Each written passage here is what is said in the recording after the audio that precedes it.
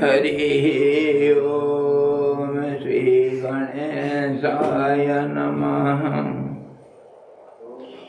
ओम यतः सर्वाणि भूतानि प्रतिभान्ति स्थितानि च यत्रैव उपशमं यान्ति तस्मै सत्यात्मने नमः।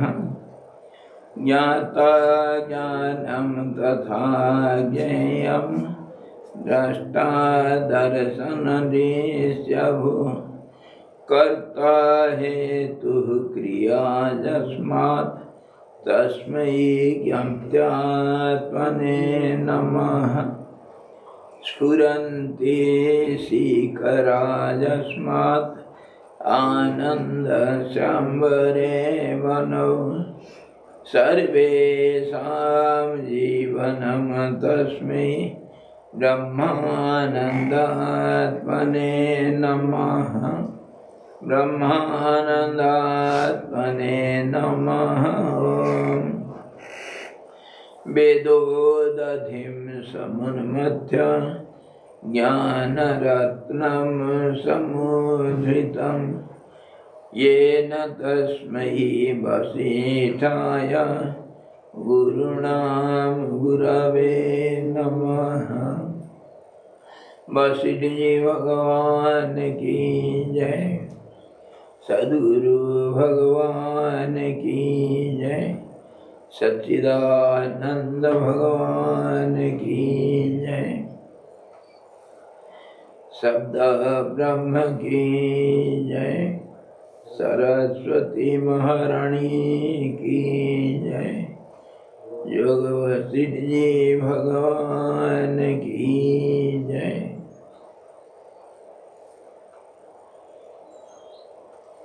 हरि ओम।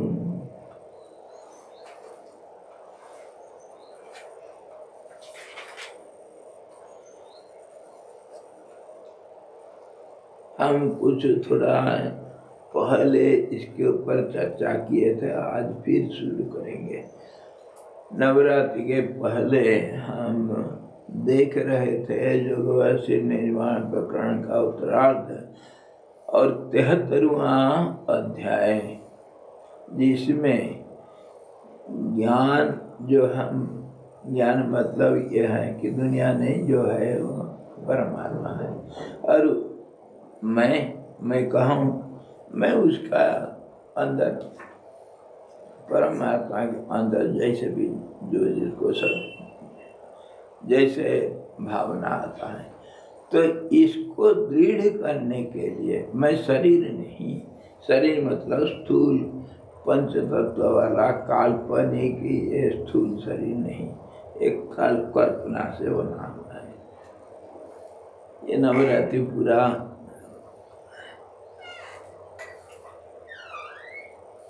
एक अकल्प है। ऐसा कल्पना क्या, जो कुछ हम कर्म कांड करते हैं ये यज्ञ भी और जो भी पूजा संकल्प सब कुछ कल्पना किया गया। और कल्पना को हम ठोस ले करके जो चलते हैं उसको दूर करके कल्पना तो कल्पना हुआ है जिसका कोई कीमत नहीं है। तो कल्पना को दूर करने से, कल्पना होता है किसके ऊपर, नाम और रूप के ऊपर, उसको अलग करके जो रह जाएगा वो उसके अंदर मैं हूँ, उसका हिस्सा हो चाहे पूर्ण हो चाहे अंश हो चाहे जैसे भी हो, मैं भी तो उसके अंदर नहीं है, मैं भी नहीं है उसके अंदर, जो है सो है। इसी प्रकार जो ये ज्ञान भूमिका, इसको दृढ़ करने के लिए क्या करेंगे हम? परमात्मा में जगत जो दिखता है उसका आरोप कैसा किया गया, कैसे कल्पना किया गया, उसका क्रम, कैसे परमात्मा अपने आप, जैसे हम स्वप्न देखते हैं कभी, या नहीं तो खाली समय में बैठ करके कुछ सोचते रहते हैं, उसमें कोई उसका तो कोई सत्यता तो कुछ नहीं, कल्पना चल रहा है, मनोराज्य जिसको कहते हैं हम, आकाश में बिल्डिंग बनाते रहते हैं। तो ऐसे ही जब शुरू किया तो कैसे शुरू किया? स्वस्तिक आश्रम शुरू हुआ तो हुआ कैसे? पहले एक स्वस्तिक का चिंतन हुआ, उसके बाद स्वस्तिक के आकार के अगर आश्रम बनता कितना अच्छा रहता है ये, और उसके ऊपर धीरे धीरे स्वस्तिक जब होगा बड़ा शुभ होगा, और स्वस्तिक के बीच में कुछ तो एक सेंट्रल पॉइंट में कुछ होना चाहिए। ऐसे धीरे धीरे एक भावना से दूसरे, दूसरे से तीसरे, जैसे हम देखे हैं कितने बार देखे, जो हम भावना करते हैं, हमारे मन में जो भावनाएं आते हैं, वो भावनाओं का जरूर कुछ ना कुछ एक संबंध रहता है। संबंध के बिना कुछ नहीं, दुनिया नहीं, संबंध से कल्पना चलता है, और वही कल्पना संबंध बाद में स्थूल रूप से किसका संबंध किसके साथ, उसी को हम कहते हैं व्यवहारिक दुनिया। व्यवहार तभी होता है, दो में लेन देन तभी होता है जिसमें संबंध हो, और दो में संबंध होता है, और वो जो दो है उस संबंध से एक से दूसरे, दूसरे से फिर तीसरा, तीसरा से चौथा, परिवर्तन अथवा दो के बीच में अंतराल अथवा संबंध, लेन देन, व्यवहार, ये सारा चीज दो में होगा, और वो भावना से शुरू होता है, और वो भावना फिर बाद में जाकर के बारंबारता के कारण देश काल परिस्थिति के अनुसार फिर ये स्थूल रूप ले लेता है। तो ये जो भावना है, भावनाओं का भी जो परिवर्तन होता है, एक तो भावना कभी रहता नहीं, एक भावना रहता वो तो हमारा, वही हमारा लक्ष्य है, एक भावना रहना चाहिए, लेकिन रहता नहीं। मैनिफेस्टेशन बोलते हैं। हाँ, जिसको ध्यान कहते हैं, एक भावना रहना चाहिए। रहने से हमारे जो शक्ति का अपचय होता है उसका संरक्षण होगा,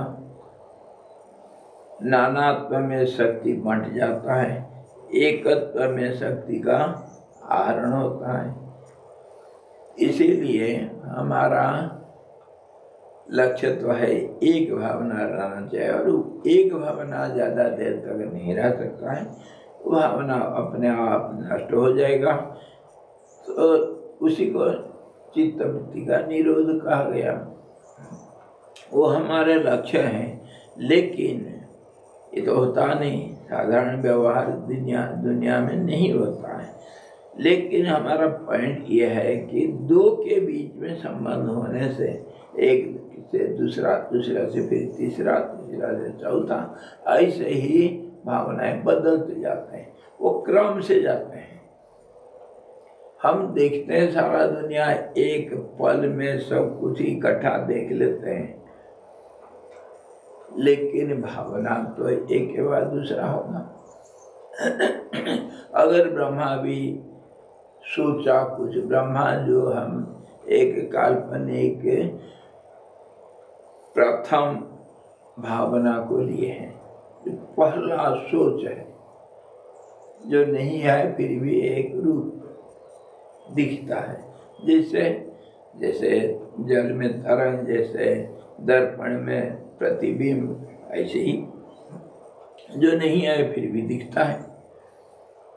इसी प्रकार जो पहला भावना जो ब्रह्मा के नाम से सृष्टिकर्ता के नाम से दिया गया, फिर वो दो होगा, एक को हम बहुश्याम अनेक बन जाऊं, तो अनेक बनने के लिए क्रम जरूर होगा। इसीलिए विष्णु सहस्त्रनाम में आया ना, भगवान का नाम क्या है? महाक्रम। ये जो इतनी संसार अनंत कोटि ब्रह्मांड का जो हम जो सोचते हैं, जैसे जो कुछ भी होगा, ये भावनाओं का अनंतता है, उसका क्रम है, बिना क्रम से कुछ नहीं होगा, एक के बाद दूसरा। तो वो क्रम कैसे होता है हम देखे ना कितने बार। जैसे मान लो आते ही हम जय श्री राम किए, वह ना एक भावना आया, क्यों कल गया था रामनवमी, इसलिए आज जय श्री राम। श्री राम से फिर फटाफट अयोध्या संबंध आ गया, संबंध अयोध्या में पहुंच गया, अयोध्या से फिर सीधा रामलला और फिर बावरी मस्जिद, फिर रामलला हम आए हैं मंदिर, यहीं बनाएंगे कौन? हमारे आडवाणी और मुख्यमंत्री कल्याण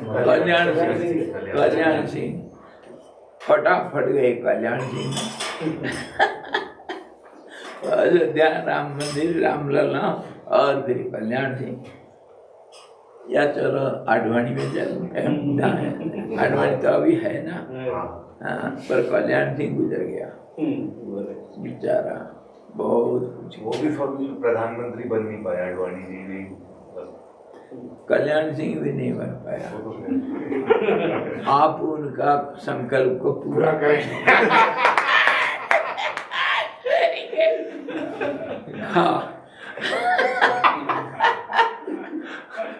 क्यों? आपको हम बनाएंगे, कोई नहीं बनाएगा तो हम बनाएंगे। स्वामी जी वो जय श्री राम से मेरे को प्रधानमंत्री देखिए बात कहाँ पहुंची।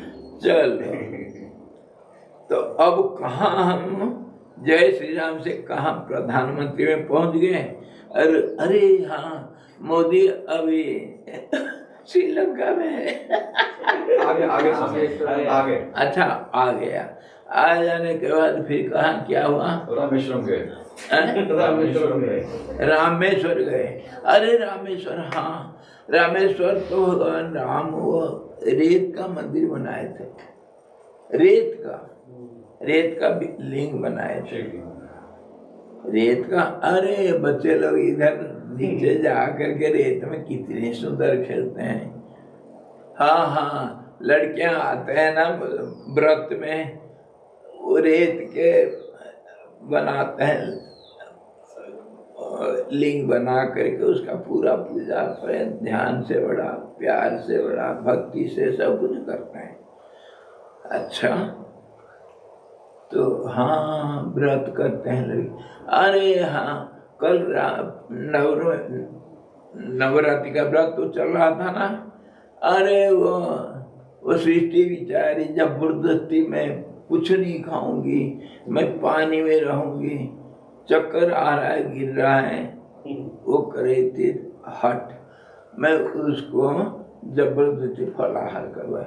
ओह फलाहार, शाम को फिर थोड़ा पंचमेवा दिया था, वो खाती नहीं कुछ। अरे पंचमेवा, हाँ, वो अशोक क्या हुआ, अर्जुन जी आए थे ना, वो ले आए थे। कहाँ रामनवमी से जय श्री राम से हम कहाँ पहुंच गए? अशोक जी पे। तो स्वामी जी ये एक भावना में जाएगा या ये तो चेन है? नहीं, यही चेन को तो श्रृंखला कहते हैं, एक क्रम कहते हैं, इसी को क्रम कहते हैं। बिना क्रम से हमारा भावना कहीं जा नहीं सकता है, एक संबंध जोड़ना पड़ता है।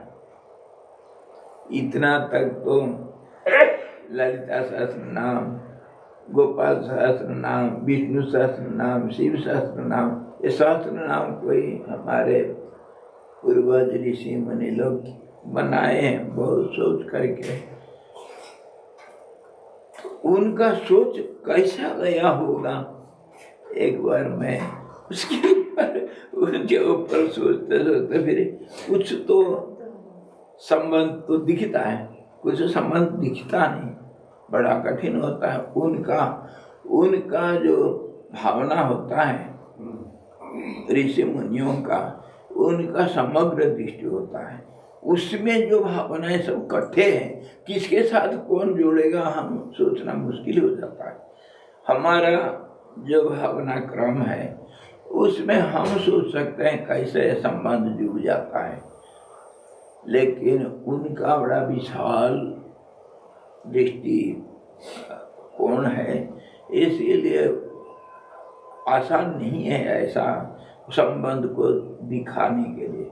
लेकिन संबंध है, बिना संबंध से एक शब्द से हम दूसरे शब्द में नहीं जा सकते।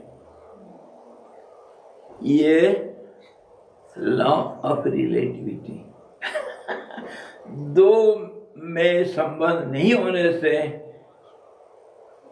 उसमें जुड़ाव नहीं हो सकता है, मतलब संबंध नहीं होने से संबंध नहीं होगा, मतलब लेन देन नहीं हो सकता।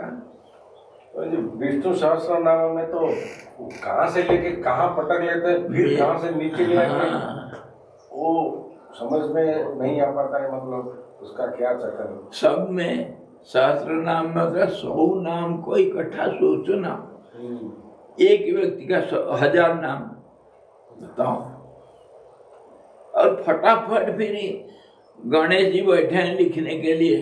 गणेश जी एक शर्त रखे व्यास जी के साथ कि अगर तुम्हारे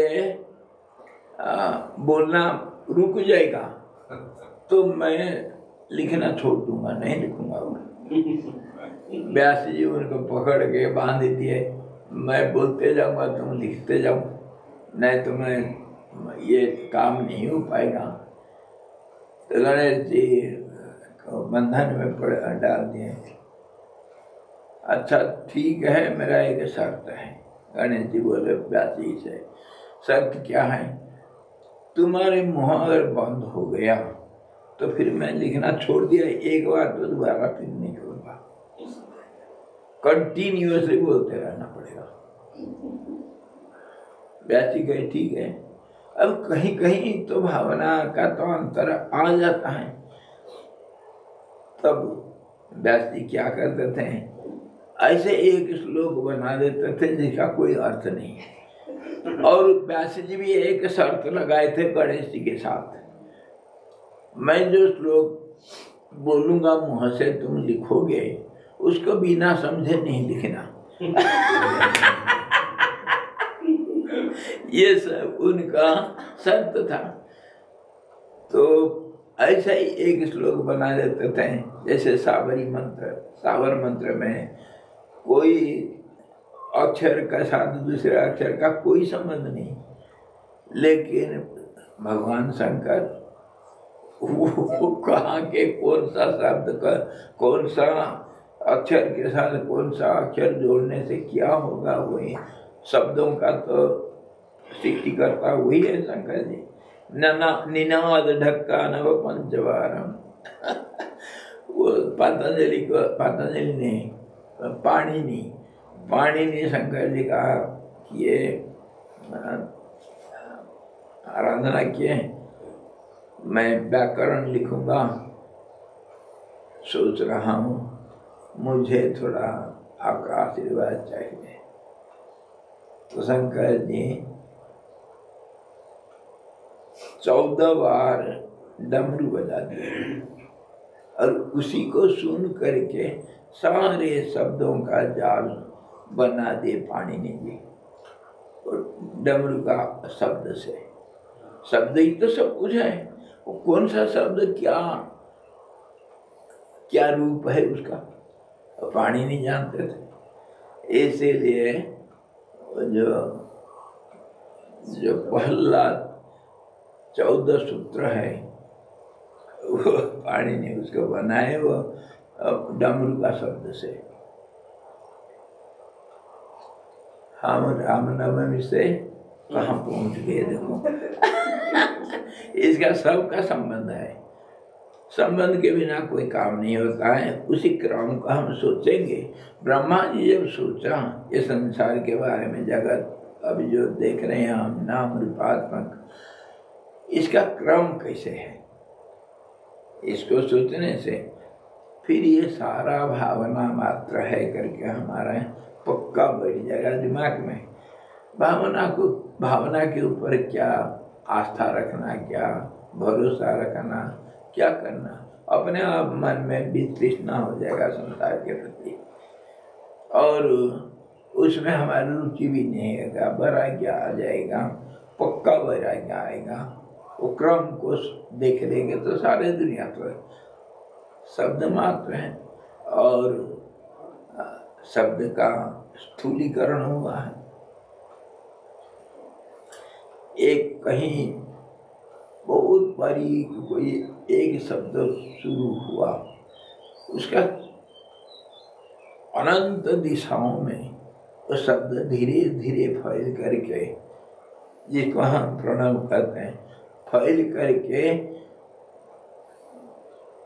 मिश्रण होते गया, अलग अलग रूप में, अलग अलग रूप। जैसे दो लहरें आपस में टकराने से कुछ बनेगा, तीसरा लहर भी बन जाता है, कुछ बुदबुदे बन जाते हैं, कुछ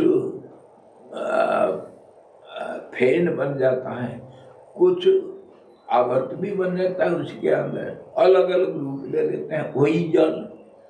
तो ऐसे ही वही शब्द कोई नाम का रूप ले लेता है, कभी रूप का रूप ले लेता है, आकार ले लेता है। तो इसी प्रकार सारा दुनिया बना शब्दों से, और उसमें शब्द होने से, जड़ तो शब्द है इसलिए सबका संबंध है। यस, तो अभी सपोज ऑब्जेक्टिव एक है, ऑब्जेक्टिव मुझे वो पाना है, लेकिन इसमें भावना अलग होता है कि नहीं तो प्रोसेस अलग होता है, तो वो सही प्रोसेस है या अलग है? सपोज अभी हम योग निद्रा कर रहे हैं, उसमें वो बोलते कभी you are working on the sea, you are working on the green grass, और यू सी द मून। वो डिफरेंट इंस्ट्रक्शन देते रहते हैं, लेकिन किसके साथ किसका संबंध भी कभी कभी नहीं रहता है। लेकिन ऑब्जेक्टिव उसका एक है कि मन को एकाग्र करना है, तो मन को एकाग्र क्यों? ऐसा एक चीज आपको सजेशन दिया जाता है, हाँ, जो अजीब से होगा, और आपको सोचने के लिए जबरदस्ती मन जाएगा उधर, तो एकाग्रता अपने आप उसमें रुचि पैदा हो जाएगा, और एकाग्रता अपने आप आ जाएगा। वही है हमारा लक्ष्य। वो योग निद्रा नाम है, योग निद्रा। अरे एक जब योगा क्लास करते हैं ना, कभी कभी मैं जाता हूँ बच्चों को थोड़ा देखने के लिए क्या करते हैं क्या नहीं करते हैं। जब रिलैक्स करते हैं सब आसन में, 1 मिनट में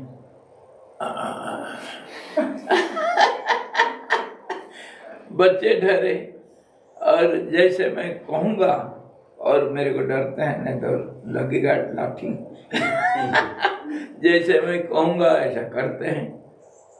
पैर को सोचो, तुम्हारे पैर नहीं है, ऐसा सोचो, और बिल्कुल उससे मन हटा दो।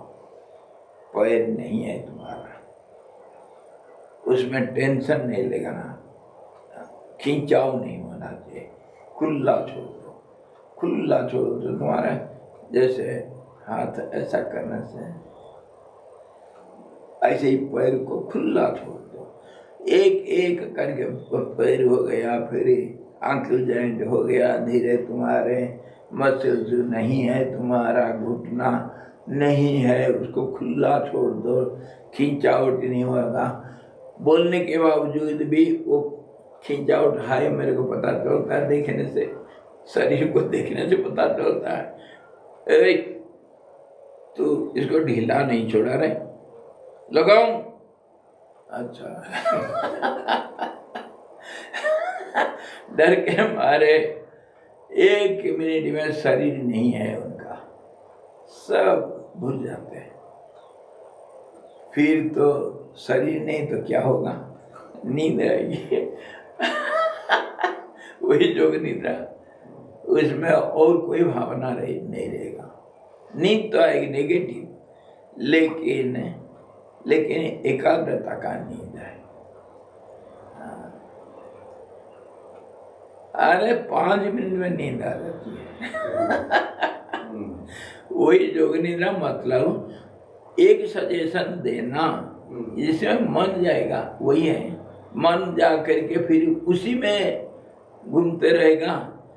तो योग निद्रा क्या, जब ध्यान करते हैं अपना इष्ट देवता में, उसके लिए तो ऐसे ही कहा गया। अगर सिर्फ मुँह में नजर रखा, नहीं रह रहा है, मन इधर उधर हो रहा है, तो मुँह में आँख में देखो, नाक में देखो, उनका ओठ में देखो, और बिंबाधर बिंब फल के वहाँ पे कितना सुंदर दिख रहा है, और मस्तिष्क में देखो, घुंघराले बाल देखो, ऐसे उसी में देखो। उसमें भी अगर मन इधर उधर जाता है ज़्यादा, तो फिर सिर से ले करके पैर तक धीरे धीरे हाथ, पैर, कंधा, गला और उनका वस्त्र, उनका अलंकार को देखते रहो। उसी के अंदर मन रखना, उसको छोड़ के और कहीं नहीं जाना। धीरे धीरे धीरे धीरे फिर वो एक भावना में बदलेगा, मेरे इष्ट देवता। जब मैं अगर मानसिक जब में मन इधर उधर भागता है तो उपांशु करो। उपांशु में मन इधर उधर भागता है, जोर जोर से बोलो, सुनो उसको। किसी भी हालत में मन को एक सर्कल के अंदर रखना, ये फॉर्मूला। योग निद्रा में हो, ध्यान में हो, मन को जो हम करते हैं क्या, विड्रॉ करते हैं, प्रत्याहार, कुछ भी करो, जो फैला हुआ है उसको धीरे धीरे समेटो। यही तो फॉर्मूला, तरीका। योग कर्म सुखोपशम। कोई स्वामी जी कहीं पर मैं देखा लिखा है, देखा भी हूँ कि आप जब भी मेंटली चांटिंग करते हैं, चांटिंग करते हैं, उस टाइप पर आप चांटिंग के साथ आप प्राणायाम भी करो, उसके साथ। बिल्कुल, कितने फॉर्मूला है, सबका लक्ष्य एक है। मन को ज्यादा जाने के लिए उसको रोको। फॉर्मूला तो एक, लक्ष्य एक ही है। और एक्सरसाइज कितना भी अपने मन से और कुछ बना लो कुछ नहीं है तो लाइट को नहीं देख पाया तो स्विच बोर्ड को देखो किसी भी हालत में मन का जो फैलाव है उसको धीरे धीरे धीरे धीरे समेटना है, एक में बदलना। ये तो है हमारा लक्ष्य। उसी में 50 अलग अलग एक्सरसाइज कर लो। जैसे क्लास में गणित में एक फॉर्मूला में कितने सैकड़ों सवाल दिया जाता है, फॉर्मूला एक ही है। तो इसी प्रकार ये जो क्रम हम विचार करते हैं, ब्रह्मा जी का सोचने का क्रम, वो है संसार। और संसार का आखिर तक शुरू कैसे होता है और आखिर कहाँ होता है। उसको जब हम समझ आते हैं कि अनंत है, मैं अनंत भावना धारा हूँ, मेरा नाम संसार, मुझे मैं समझूं तो मेरा नाम संसार, मेरा लीला अपार। ब्रह्मा जी कहता है ब्रह्मा का दूसरा नाम हम संसार रख सकते हैं, भावनाओं का अंधधारा, बस। तो वो क्रम को हम अगर देखते हैं और थोड़ा बहुत समझते हैं, अगर दिल में बैठ गया, दिल भी तो एक भावनाओं का धारा है, हमारा मन और क्या है। तो वो भावना धारा ये एक भावना में बढ़ जाएगा कि संसार एक भावना धारा, अनेकता में एक आ गया। ये मन सोच लेगा कि ये सारा दुनिया एक भावनाओं का अनंत धारा है, अंत नहीं इसका। तो फिर एक भावना होगा, हमारे जितने अनंत भावना हमारे दिमाग में है, हमारे मन में, वो भी एक बन जाएगा कि अरे दुनिया का ये खाली सोच है, एक दुनिया की सोच है। ये अगर दिल में बैठ गया तो कौन सा चीज में हमारा आसक्ति बन जाएगा, कैसे बनेगा आसक्ति, कौन सा चीज के लिए हम आशा करेंगे, इच्छाएं कैसे पैदा होंगे। अपने आप वितृष्णा आ जाता है, बहुत चिंता में हो, बहुत परेशान में हो, डिप्रेशन में जाने वाला, अगर ये भावना सोच के मतलब समझ के साथ पक्का हो गया, अरे दुनिया तो एक सपना है, जीव कल्पना जगत कल्पना सवई कल्पना दीर्घ सपना, मैं भी एक सपना जीव हूँ, किसी का सपना का, और मैं भी सपना देख रहा हूँ। अरे आखिर हो क्या जाएगा, सपना तो टूट जाएगा और क्या होगा। ये अगर मन समझ गया तो किसी की चिंता दुनिया में और किसी के लिए हम परेशान रहे, समझे। ये हंसना हंसाना इसका मूल सूत्र ही है, समझे। खेल वहीं पे ही है, खेल वहीं पर है। अगर इसको सच ले लेंगे, सीरियसली ले लेते हैं इसको, सगा मेरे को बोल दिया, गाली दे दिया, मैं उसको छोड़ूंगा नहीं। अरे सपने में कोई किसी को गाली दे दिया तो क्या हो गया है, क्या जागने के बाद उसके पीछे पड़ते हो तुम, हो क्या गया। हवा, और वो हवा भी नहीं, सपने में तो वो हवा भी नहीं है तो उसको लेकर के क्या सोचूंगा मैं। सारे दुनिया को जितनी समस्या हमारा है, एक पल में ऐसा हुआ हो जाता है, अगर मन मानता है। मन नहीं माना तो कितना मन है कि मानता नहीं ये तो बार बार उसको समझाना पड़ेगा। तो उसी का क्रम हम देखेंगे इस अध्याय में। ब्रह्मा जो एक अनंत भावना धारा है अनंत भावना धारा का एक केंद्र है ना, एक अनेक में बदला। तो उस भावना धाराओं का हम अगर देखते हैं और मान जाते हैं और समझ जाते हैं, ये सब अनंत धारा है, अनंत भावनाएं हैं, उसका क्रम हम देखेंगे। उसी को तो हम पंचदशी करे और दूसरे शास्त्रों में ऐसे ही तो कहा, सृष्टि क्रम हर चीज में, हर विचार में हम सृष्टि क्रम को पहले लाते हैं। सृष्टि क्रम कैसा हुआ, तब हम आखिरी पहुंचते हैं, ये इसका रिजल्ट ये अभी ये ऐसा है। उसको हम बार बार देखेंगे और तब हमारा भावना दृढ़ होगा। ब्रह्मा जी उसको भावना क्रम को देखने के लिए ब्रह्मा जी का पहला हमारे भावना ये होना चाहिए है, उसी के ऊपर हम विचार करेंगे। ब्रह्मा जी विराट पुरुष है, क्योंकि सारा भावना उसी का है, शरीर तो उसका भावनाओं का है। तो ये जो दुनिया है उसका शरीर है ना।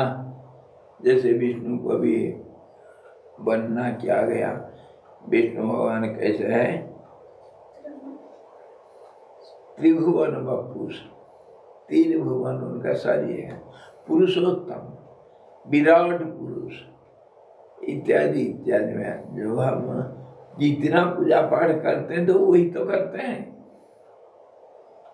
शांति मंत्र हुआ या हम जो शिव जी का क्या करते हैं अभिषेक, रुद्राभिषेक, रुद्री में और कुछ नहीं, यही है उनका क्या क्या रूप कैसे कैसे। कर्म कांड धीरे धीरे जा करके ज्ञान कांड में बदलना चाहिए, लेकिन कर्म कांड में फंस करके मुझे इस संकल्प से ऐसा किया, ऐसा क्यों नहीं हुआ, आशाओं को लेकर अगर हम कर्म कांड करते हैं तो फिर उसमें फंस जाते हैं। लेकिन कर्म कांड जितना है सबका एक लक्ष्य है, ज्ञान में बदल जाना चाहिए। एतद न मम एतद न मम, आखिर सब जगह पर करते हैं। स्वामी जी, पर आशा का ना होना बोलते उसको निराशा, उसको थोड़ा नेगेटिव डिप्रेशन, वही होता है, निराश हो गए, उसी वहीं पर हम अटक जाते हैं। जब सारी भावना खत्म हो गई तो रहेगा क्या? उसी को बार बार कहते हैं रेमिनेंस इज द ट्रूथ, अवशेष ही सत्य है। अवशेष के ऊपर सोचना हमारा सबसे पहला मिस्टेक है। हम अवशेष क्या रहेगा करके उसी के ऊपर सोचते हैं, तो सोच को जहां सोच नहीं है उसको सोच के साथ जोड़ते हैं। समझे? दिल गलती कर बैठा है यही गलती बोल हमारा क्या होगा? तो इसको इसमें देखेंगे ब्रह्मा का शरीर कैसे है। इस सोच का धारा एक नदी के वहां भी नहीं देख करके हम देखेंगे कि शरीर के रूप में, क्योंकि हमारा शरीर में हम जानते सब शरीर हम देखते हैं दुनिया में, इसलिए ब्रह्मा को एक रूप दे करके शरीर मान लो और शरीर का अंग क्या क्या है दुनिया को बैठाऊं, और फिर ब्रह्मा ये जगत रूप है। फिर क्रम पता चल जाता है, पता क्या सच थोड़ी है, भावना तो भावना है। इसी प्रकार एक कल्पना करके मन को, ये ज्ञान मार्ग का यही तरीका है, मन को किसी भी हालत में समझाना, एकाग्र करना है, इसी रूप पे विचार करके मनन, और जो सुना उसको मनन करो, बार बार दिन रात लगे रहो, हर पल में खाते पीते चलते बैठते कैसे करना है। एक बार कोई बिजनेसमैन, कोई बड़े भाई, वो आकर के गुरुदेव का दर्शन किए। गुरुदेव कुछ उनका कुछ जैसे है सब कभी रिकॉर्ड है, कहीं किताब तो हजार कितने हैं, वो पढ़ करके कभी कुछ गुरुदेव के प्रति आकर्षित होकर आया बेचारा, गुरुदेव हमारा कल्याण करो।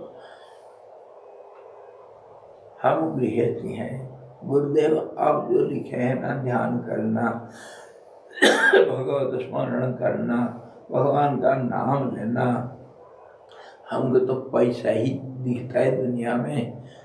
हम तो एक पल हमको खाने के लिए टाइम नहीं मिलता है, हम भगवान को कैसे याद करें? असंभव है हमारा दैनिक जीवन में। गुरुदेव कुछ दया करो, हमारे पर आशीर्वाद करो, कैसे मन लगे, कुछ तो रास्ता बताओ। तब गुरुदेव कहे, उनका सबसे सरल तरीका, सबसे सरल तरीका, कितने भी बड़ा भारी, चाहे प्राइम मिनिस्टर मोदी हो, चाहे दौड़ भागने वाले कोई भी बड़ा ऑफिसर हो, फील्ड ऑफिसर हो, या चाहे व्यवसायी दुनिया भर का जो व्यवसाय करता है, या नहीं तो जो क्या वो राशन शॉप में, उनको बात करने के लिए फुर्सत नहीं होता। आकर 10 आदमी खड़े हैं, वो किसको सुनेगा, किसी का हिसाब करेगा, किसी को सामान देगा, किसी को कुछ बदलेगा सामान। कितने किस्म के लोग आकर के काउंटर में खड़े हैं। उसका मैं देखा हूँ, ये उत्तरकाशी में भोजन करने के लिए टाइम नहीं, टिफिन के ऑर्डर घर से आया है, रखा हुआ है, 4-5 बजे भोजन करते हैं, और घर जाने के लिए टाइम नहीं हो रहा है। 8, 9, 10 बज जाता है, लोग छोड़ते नहीं। जो मशहूर दुकान वगैरह होता है ना, उसमें उन लोगों को खाने के लिए, बैठने के लिए, सोचने के लिए टाइम नहीं, उसी में रहते हैं। तो वो आकर के पूछते हैं, स्वामी जी ऐसा बिजी लाइफ में हम कैसे भगवान का याद करेंगे, कुछ तो रास्ता बताओ। गुरुदेव यूट्यूब से, ठीक है तुम्हारे घड़ी हाथ में घड़ी है? हाँ है, घड़ी देखते हैं। ठीक है, सुबह जब से उठा, हर घड़ी, जैसे मान लो तुम 5 बजे उठे, 6 बजे उठे, 6 बजे 1 मिनट या आधा मिनट से 30 सेकंड के लिए आंख बंद करना, इसका एक नियम कर लो। इसमें कोई बाधा नहीं डाल सकते। आधा मिनट के लिए आंख बंद करने के लिए कोई तुम्हारा आंख फोड़ करके कहेगा देखो मेरे को, ऐसा कर सकता है कोई? कितने भी बिजी ऑफिसर हो, कितने भी बिजी बिजनेसमैन हो, कहीं रास्ता में चलते हो, ट्रेन में जा रहे हो, प्लेन में पायलट हो, आधा सेकंड के लिए आंख क्यों नहीं बंद कर सकते? ड्राइवर लोग बिजी स्ट्रीट में भी आंख बंद कर सकते हैं, है कि नहीं? आधा मिनट के लिए आंख बंद नहीं कर सकते। और आंख अगर बंद करके तुम्हारा आदत पड़ गया तो खुला आंख में भी हो सकता है। लेकिन ठीक घड़ी जब 6 बजा तो आधा मिनट के लिए जय श्री राम, जय श्री राम, जय श्री राम, जय श्री राम 5 बार बोल दो। जो तुम्हारे इष्ट देवता होगा आंख बंद करके याद कर लो, आधा मिनट। 7 बज गया, ओहो 7 बज गया, जय श्री राम, जय श्री राम, जय श्री राम, जय श्री राम, जय श्री राम। अच्छा, उसको इतना रुपया दिया। 8 बज गया, फटाफट जय श्री राम। अगर हर घड़ी के, हर घंटे के बाद नहीं हो पा रहा है, 2 घंटा में करो, 4 घंटा में करो। 6 बजे क्या है तो 10 बजे जरूर करूँगा। लेकिन ये सिंसियरली जो नियम बना दिया उसका पालन करना, वो उसका विकल्प नहीं। हर घंटे के बाद, 2 घंटे के बाद, 3 घंटे के बाद, 4 घंटे के बाद कुछ नहीं हुआ, सुबह उठो और दोपहर को और शाम को और सोते वक्त इतना तो कर सकते हो। उनका गुरुदेव का एक फॉर्मूला है, start the day with God, leave the day with God, end the day with God, this is way to God. धीरे धीरे सारा फिर भगवतमय हो जाएगा। यही तरीका है टू स्टार्ट विथ। तो गुरुदेव यही कहे, अरे भाई तुम 1 घंटा में, तुम बहुत बिजी ऑफिसर, तुम हो एक जज सुनाई कर रहे हो, सीट में बैठ कर अभी न्यायाधीश तुम दोनों पक्ष को सुन रहे हो, वकील लोग जरा आपस में भिड़ रहे हैं, उसमें आधा मिनट के लिए आंख बंद कर सकते हो या नहीं? कौन तुम्हारा आंख को फाड़ कर निकालेगा? ऐसे ही जब शुरू करोगे तब तो फिर एक दिन आएगा तो निष्ठा बन जाता है। निष्ठा ही सब कुछ करता है। हमारे और एक गुरु भाई जी थे, बड़े बड़े उच्च कोटि के साधक थे। वो कहते थे निष्ठा कैसे होना चाहिए। मान लो तुम ऐसा कर लो, बहुत बड़ी भारी नियम को नहीं सिर में उठाना, जितनी सरल हो सकता है उतना सरल नियम, एक कानून बना दो अपने लिए। मुझे चाहे दुनिया प्रलय हो जाए, मुझे तो 4 बजे उठना है। ये एक निष्ठा हुआ।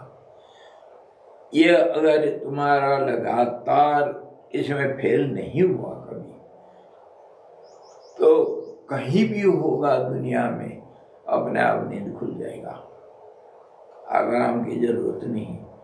और नींद ऐसी खुलेगी उसको देख करके घड़ी एडजस्ट कर सकता हूँ। ऐसे ही कुछ भी नियम जा, मैं उठने के बाद सुबह कम से कम 1 माला फेरूंगा भगवान का नाम का।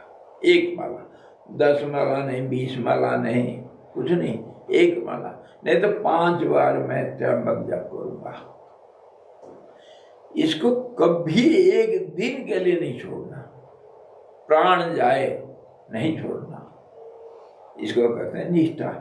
द कंटिन्यूटी, तुम्हारे जो प्रैक्टिस कर रहे हो, कंटिन्यूटी विल लीड टू कंटिन्यूअसनेस।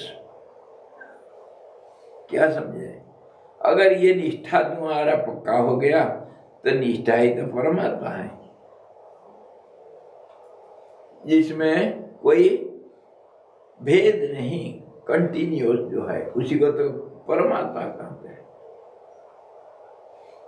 समझ में आया फॉर्मूला कैसे?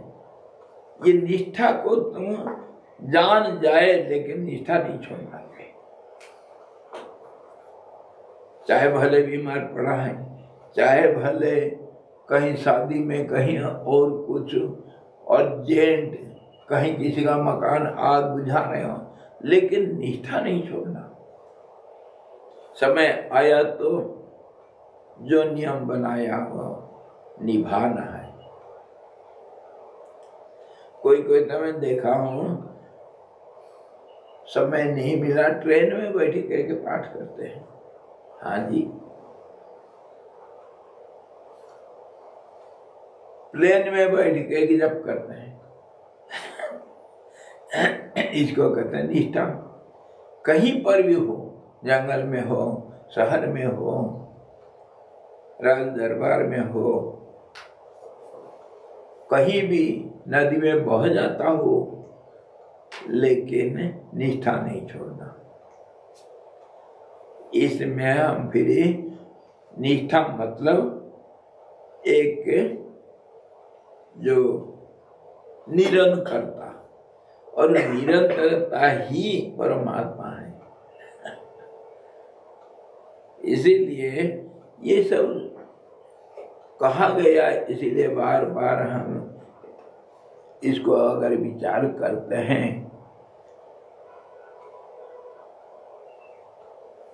परमात्मा को हम किस रूप से देखते हैं? विराट पुरुष, उनका अंग कहाँ कहाँ है, कौन सा अंग है? चक्षु सूर्य अजायत चंद्रमा मनसो जाता। इत्यादि इत्यादि हमारा शरीर में भी हर जत ब्रह्मांडे तत् पिंडांडे, जो संसार में देवता इत्यादि और नाम रूप और अलग अलग लोक लोकांतर इत्यादि जो कुछ है हमारे शरीर में सब कुछ है। और 33 करोड़ देवता हमारे शरीर के अंदर है। तो उसको जब विराट पुरुष का हम देख लेते हैं, जो हमारे क्या रुद्धि वगैरह जैसे पुरुष सुप्त वगैरह, इसका अपने शरीर में भावना करो तो खुद तुम विराट पुरुष बन जाओगे। अनेक किस्म के है, जिसको जैसे रुचि हुआ। इस प्रकार इसका हम प्रयोग करेंगे मन के ऊपर, जो कि ब्रह्मा का शरीर कैसा है। इस ब्रह्मा के जो ब्रह्मा जी के पृथ्वी आदि कौन अंग है, इस प्रश्न के उत्तर का पुनः वर्णन करेंगे। राम जी पूछे थे,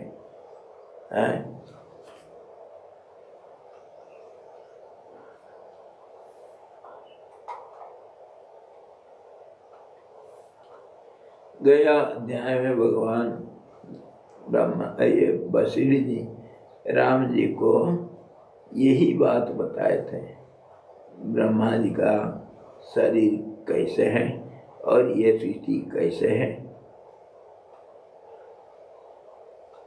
जो दृश्य जगत है ये कैसे है, ब्रह्मा जी का स्वरूप कैसे है, ये कहाँ से आ रहा है भाई, हम भूल गए सब। ये पाषाण उपाख्यान के अंदर है। वो पत्थर जो है सोने का एक टुकड़ा, सोने कहीं आकाश के किसी कोने में,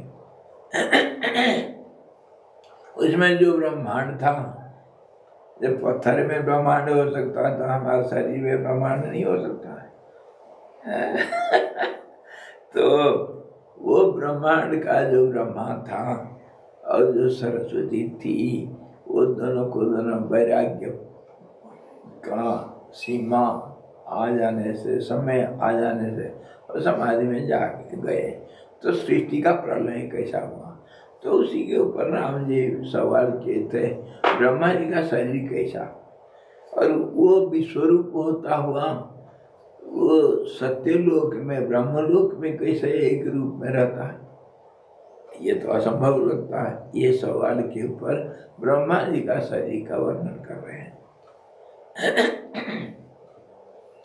अब आपको मिल गया ना धारा, अब हम चलेंगे। श्री राम जी ने पूछा, भूलोक ब्रह्मा जी का कौन सा अंग है, भूलोक आदि उसके अंग कैसे हो सकते हैं, सत्यलोक में उसका निवास कैसे।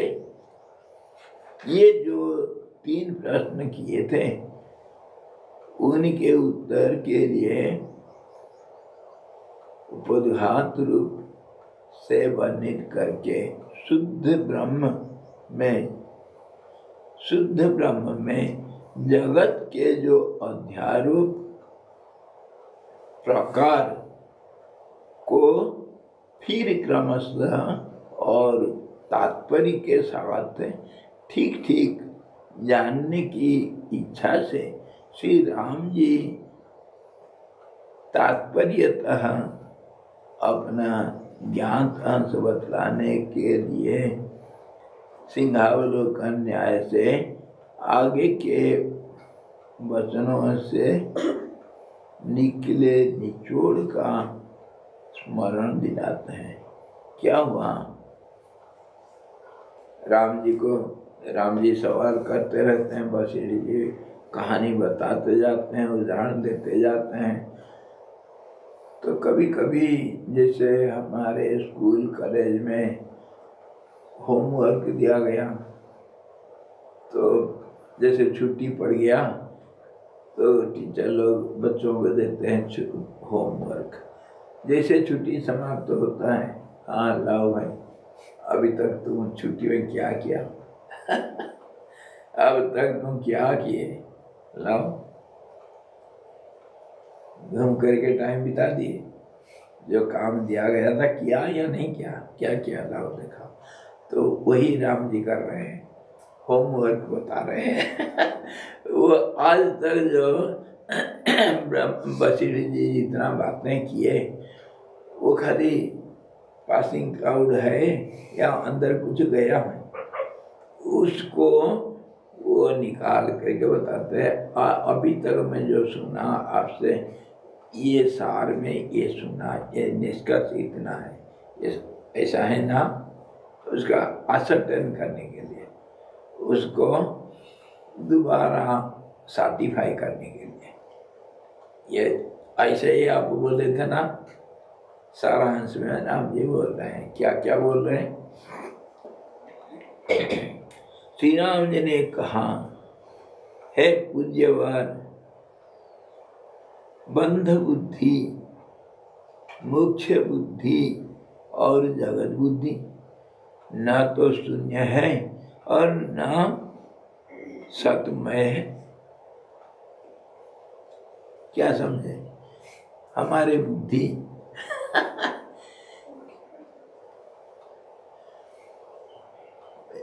ये शब्दों को याद रखना, ये शब्द सब मन में जब रहेंगे ना बहुत समाधान देते हैं। परमात्मा का क्या स्वरूप, उनका तो स्वरूप हम कुछ बोल नहीं सकते हैं, लेकिन फिर भी बोला गया है। कोई परमात्मा कहा, कोई परम ब्रह्म, क्या सत्य, सनातन इत्यादि इत्यादि, परमात्मा ब्रह्म और सच्चिदानंद इत्यादि क्या क्या नहीं कहते हैं हम, सब लक्ष्य है उधर ही परमात्मा का। तो एक शब्द इसमें कहे, पहले संसार इत्यादि कुछ नहीं था, ये तो हम मानेंगे, क्योंकि जिस चीज को हम देखते हैं उसका आदि और अंत है, हर चीज का शुरुआत है और आखिर है ना। अब कभी है पैदा हुए तो मरूंगा, पैदा हुआ तो मरूंगा, कोई नहीं इस दुनिया में जन्म हो करके अमर बन गया। अच्छा, अब वीर हनुमान देखते हो और कहते हो अमर नहीं बना कोई, ऐसा कैसे बोला? अरे तुम लोमस ऋषि का कहानी नहीं सुने? लोमस ऋषि का सारा शरीर लोम लोम है, वो अजर अमर है। एक ब्रह्मा जब मरेगा कितने कल्प, कितना सृष्टि, कितना क्या क्या नहीं हो जाता है एक ब्रह्मा के काल। ब्रह्मा जीता है 2 परार्ध वर्ष, और वो जब मरेगा लोमस ऋषि का एक बाल गिर जाता है, कभी कंघी करते वक्त बाल निकल जाता है ना ब्रह्मा जब मरेगा एक बाल निकल जाएगा उसका शरीर से, और क्या पता वो ब्राह्मण वाला इस्तेमाल करते हैं या क्या करते हैं उनका बाल झड़ता नहीं तो उनके जंघा से 2.5 अंगुल बाल गिर चुके हैं, और जब सारा शरीर निर्वाल हो जाएगा तभी वो मरेंगे और वो एक पेड़ के नीचे किसी घनघोर जंगल जहाँ पशु पक्षी कीट पतंग कोई नहीं पहुंच सकता है, ऐसा जंगल में किसी पेड़ के नीचे बैठे थे। सिर में एक कुचाई का पत्ता रखे थे, कुचाई पिंडारू अरबी जिसको कहते हैं, उसका एक पत्ता सिर में रखे हैं और बैठे ध्यान में बैठे। नारद जी जा रहे थे, देखे ये बड़ा विचित्र महात्मा भी है, आए नमस्कार किए, ऐसे ध्यान खुल गया, नमस्ते से हाँ नाराज ठीक था, हाँ गुरु जी सब तो ठीक है, मेरे मन में एक शंका है, आप बता देंगे? आप तो सर्वज्ञ हैं। हाँ बताओ, पूछो क्या चाहिए? आपका बारे में मैं ऐसा सुना हूँ, एक ब्रह्मा बनने से आपके एक बाल गिर जाता है। आप सर्वसमर्थ हैं, क्या नहीं कर सकते आप? आप एक झोपड़ी नहीं बना पाए, सिर में एक पत्ता रखे। इसका क्या अभिप्राय, इसका अर्थ क्या है? तो नमस्ते करना नाराज है, जिंदगी दो पल का।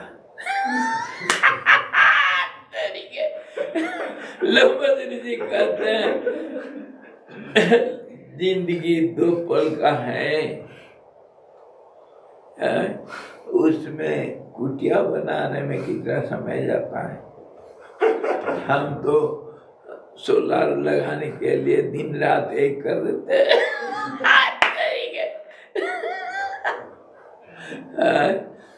मधुरी जी कहते हैं जिंदगी दो पल का, कुटिया बनाने में समय कहाँ लगेगा? नहीं कहीं पर गुफा तो रह सकते हैं, नहीं गुफा भी साफ सफाई कौन करे? महा आलस्य धूरी ना।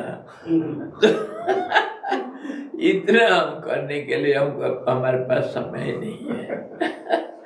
इसीलिए चलो सिर को बचाने के लिए एक पता रख दो।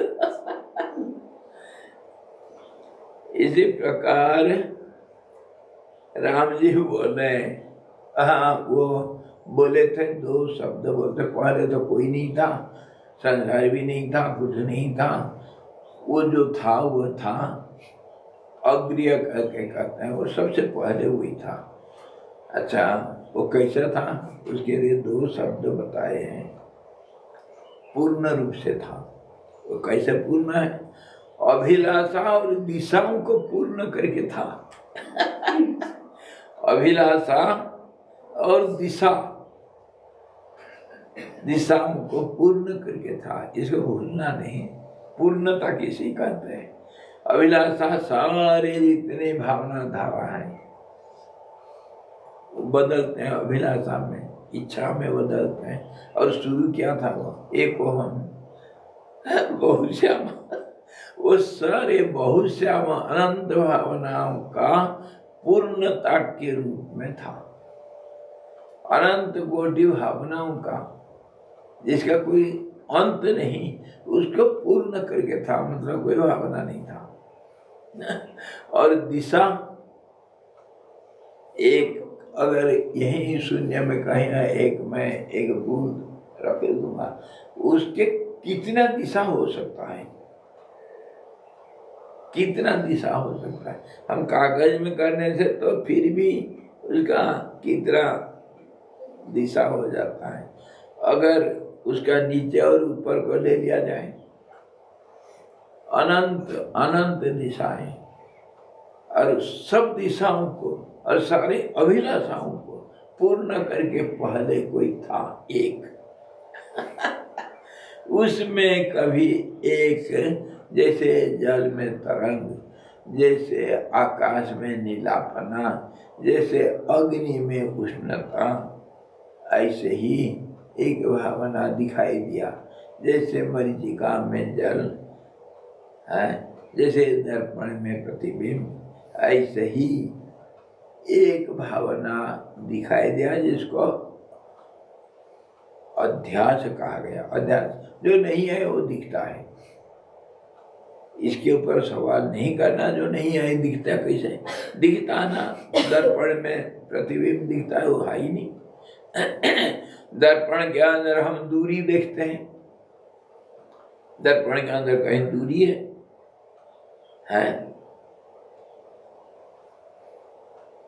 कैसे देखते हो दर्पण में? जो नहीं है उसको हम देखते हैं, इसको कहते हैं अध्यास। तो पहले जो था वो इस प्रकार था, और उसी में क्या क्या हुआ, उसमें जो अभिलाषा के बारे में कहें, जिस अभिलाषाओं को पूर्ण करके जो था, उसमें पहले अगर पूरी बुद्धि मतलब एक लहर निकला तो उसको हम क्या कहेंगे, 3 रूप में कह सकते हैं। एक तो बंध बुद्धि, बंध बुद्धि जो एक दूसरे से जुड़ा हुआ है, बंधा हुआ है, बद्ध बुद्धि, बंध बुद्धि, और एक मोक्ष बुद्धि, उसी से छुटकारा पाना है ना। ये दोनों तो है सबके अंदर। मैं बंधा हुआ हूँ, मेरे को छुटकारा चाहिए। बंध बुद्धि, मोक्ष बुद्धि, और एक बीच में आ गया जगत बुद्धि। ये 3 बुद्धि होता है सबके अंदर। उनका बच्चा है? उनका बच्चा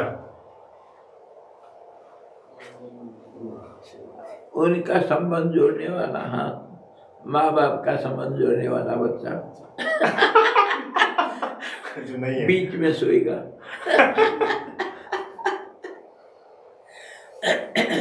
ये 3 बुद्धि होते हैं। राम जी अपना होमवर्क बता रहे हैं। जगत बुद्धि, ये 3 बुद्धि जो है न तो शून्य है और न सतमय है। ये इसको नहीं है हम बोल नहीं सकते हैं, और हाई करके बोल नहीं सकते हैं। बंध बुद्धि कैसा होगा, किसके साथ होगा? जब पहले एक ही था तो कैसे बंध बुद्धि आ गया? और मोक्ष बुद्धि, जब बंध बुद्धि नहीं है तो मोक्ष बुद्धि कैसा होगा? और फिर बीच में 2 अगर नहीं है तो बीच में कैसे आएगा? पहले एक में 2 का कैसा होगा? ये सारा ये जो भावना का शुरुआत होता है मन में, चित्त में जो लहरें उठते हैं, जैसे समुद्र में वृत्ति, ये 3 वृत्ति समझो। पहले ये ना तो शून्य है और न सतमय है, न सच है न झूठ है, यानी न सत्य और न अर्थ वाली ही है, इसका कोई अर्थ नहीं। बंध बुद्धि मान लो अर्थ नहीं है, कैसे कहेंगे? मैं बंधा हुआ, किसके साथ? इसका कोई उत्तर है क्या? कहीं है? प्रिंसिपल के साथ भी बंधा हो सकता है कि मुझे ये रेस्पॉन्सिबिलिटी है, मैं करूँगा। हाँ, वो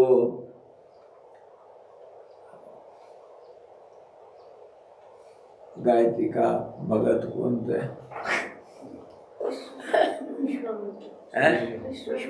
ये पंचदशी, हाँ, जो पंचदशी का विद्यारण्य विद्यारण्य स्वामी का जब सन्यास ले लिए थे कहीं जंगल में, आकर के गायत्री देवी दर्शन दी, तो वो पूछे कौन है तुम? तेज स्वरूप, कौन है तुम? मैं गायत्री, तुम्हारी माँ, मेरे को पहचानते नहीं। अच्छा, हाँ, यहाँ कैसे आया? क्या चाहिए तेरे को? बेटा, तो मेरे इतना उपासना किया, 24 पुरस्रण नीति के साथ गायत्री पुरस्रण किए, फिर भी गायत्री का दर्शन नहीं हुआ। और कल बच्चे पैदा हुए हैं, कहते हैं हम ध्यान में समाधि में चले जाते हैं, गिर जाता है, मेरा कुंडली नहीं जल जाता है।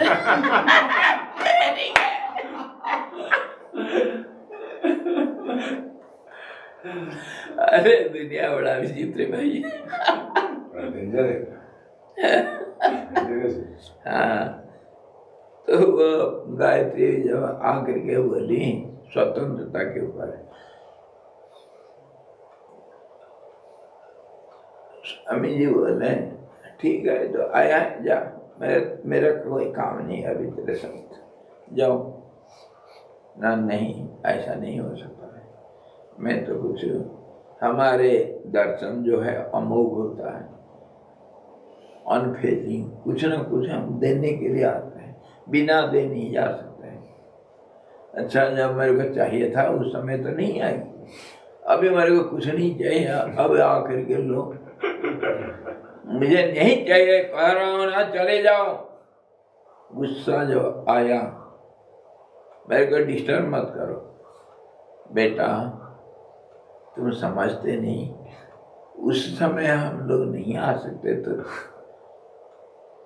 हम जो हैं देवा देवी जो कुछ हम हैं, हम स्वतंत्र नहीं है, परतंत्र है। परतंत्र किसी में नियम, जो प्रकृति का जो नियम है, नियति का जो नियम है, उसके विरुद्ध में हम नहीं जा सकते। क्या तुम्हारे नियम है? पापी को दर्शन नहीं दे सकते। क्या 26 पुरस्चरण करने के बाद पाप रह गया है? तो फिर बोलती है देखना चाहते हो? हाँ, क्या दिखा? वीडियो दिखा दिए, तुम्हारे सारे पुराने जन्म जन्मांतर का क्या क्या किया है देखो। और जब संन्यास लेने के पहले तुम्हारे 7 ब्रह्म हत्या दोष बाकी रह गया था, 26 पुरस्चरण के बाद फिर हम कैसे आएंगे? हम पराधीन हैं, नियम के अधीन है, यही बंद बुद्धि। समझे? बंधन किसी का, देवता तक कोई नहीं स्वतंत्र है, ब्रह्मा भी स्वतंत्र नहीं। जैसे भावना करता है, उसका देखभाल, उसका नियंत्रण और फिर उसका अपसरण। स्वामी जी, पर सुख दुख तो नहीं भोगते वो, जैसे मनुष्य की हमारे तरह वो सुख दुख नहीं भोगते हैं, लेकिन जब द्वैत में हैं तो फिर सुख दुख तो होगा। हमको हमारा जो सुख दुख है, हमारा स्थूल रूप है, उनका सुख दुख सूक्ष्म रूप होगा। तभी तो महिमने में कहानी नहीं सुने, ब्रह्मा और विष्णु का झगड़ा हो गया, बड़ा कौन है? वो तो कहानी है, लेकिन प्रकृति में वो होता है। प्रकृति क्या करती है? 3 गुणों को विषम करने से सृष्टि होता है। तो विषम करने का मतलब क्या है? एक दूसरे से लड़ाई। और लड़ाई और किसको कहते हैं? विषमता ही लड़ाई समझो। और रजस और सत्व, सत्व तमस, सत्व रजस, रजस तमस, सबके साथ सबका लड़ाई है। लड़ाई नहीं होगा तो सृष्टि नहीं बन पाएगा। हम ये सवाल नहीं कर सकते हैं। खैर एक कहानी सुनने वाले वो कहते हैं ब्रह्मा विष्णु में तो लड़ाई हो गया तो हमारा क्या बात? अरे ब्रह्मा विष्णु में लड़ाई होना मतलब क्या समझते हो? हैं? लड़ाई नहीं होगा तो सृष्टि नहीं होगी। सत्व और रजस ये आपस में जब टकराएंगे तभी तो सृष्टि होगा। विषमता पैदा होगा। जब समता में तो कुछ नहीं है। और जब विषमता पैदा होता है तब सृष्टि होता है, और उसी को मूल प्रकृति कहते हैं, त्रिगुणात्मिका। उसमें हर पल में लड़ाई है, मतलब विषमता। ये तो बात है, उसको समझना चाहिए। तो फिर नियम के अधीन ऐसा सब कोई है, और नियम कहाँ है कहाँ नहीं है? जहाँ दो है वहाँ नियम है, जहाँ दो है वहाँ नियम है। दो से दुनिया, और जो दो के अंदर है वो सारे बंधन में है, नियम के अधीन। जब खास साक्षात गायत्री कह रही कि मैं बंधन में हूँ, और जो युक्ति तो हमको समझ में आता है बंधन में सही है। अगर बंधन में नहीं हो, मैं एक बार कह दिया गायत्री माता आ जा, तो क्यों नहीं आ जाती है? मैं बोलता हूँ अरे महादेव, वो भाग कर क्या आता है गायत्री माता, अरे गायत्री माँ थोड़ा चाय तो बना देता। वो क्यों भाग करके नहीं आती है?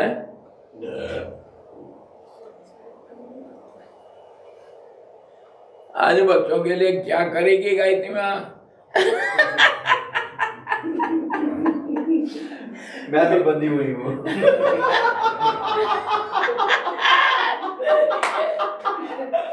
सबको बंधन में डाल दिया। सब बंधे हुए। चाय नहीं बंधी हुई है।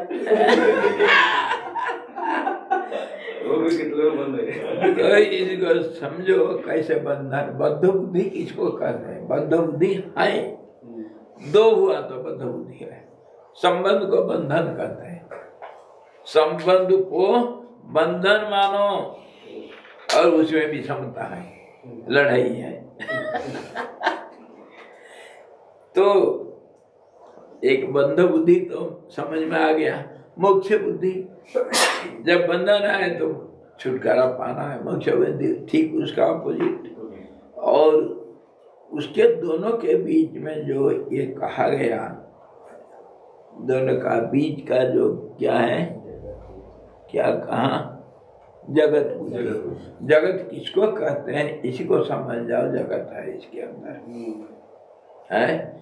दो के बीच का जो शंका, जो संबंध, जो अंतराल, और जो हर पल में बदलाव, हर पल में संबंध का बनना टूटना, और हमेशा शंका, झूला खेलना, तो इसी का नाम जगत है। तो फिर बीच में तो ये जगत बुद्धि आई। दो होगा तो बीच तो होगा अंतराल, जिसको संध्या कहते हैं। और ये तीन गुण भी ऐसी है, बंधन बुद्धि, तमस और रजस को जगत बुद्धि ऐसे ही बोल सकते हैं, और मोक्ष बुद्धि, सद्बुद्धि। तीन गुणों को, तीन गुणों की ये भी बुद्धि जो है तीन, और ये तीन गुण, तीन गुण खुद एक समग्रता के रूप में वो जगत बुद्धि है। आई समझ में? जगत बुद्धि के अंदर तीन गुण है। उसी का क्रम तो हम देख रहे हैं, अभी देखेंगे तभी क्लियर हो जाएगा। क्रम कैसे? पहला जो नहीं था वो पहले अगर प्रकट हुआ, भाई प्रकट कृपा, तो कैसे प्रकट हुआ? प्रकट जो हुआ पहला एक जो भावना होगा, वो सेंट्रल जो पॉइंट होगा, अनुरणीयान, वो कैसे होगा? उसको कुछ कुछ हिंट से देते रहते हैं। पूर्ण रूप होगा। पूर्ण रूप तो सारे अभिलाषाओं को, सारा दिशाओं को पूर्ण कृत होगा। और वह सूक्ष्म से सूक्ष्मतम, सूक्ष्मतम से सूक्ष्मतर, और smaller than the smallest and bigger than the biggest. इसका मतलब सूक्ष्मता का भी कोई अंत नहीं, और बृहत मना का भी कोई अंत नहीं। इस प्रकार वो केंद्रीभूत रहेगा। समझे, हैप्पीनेस एक पूर्णता है क्या?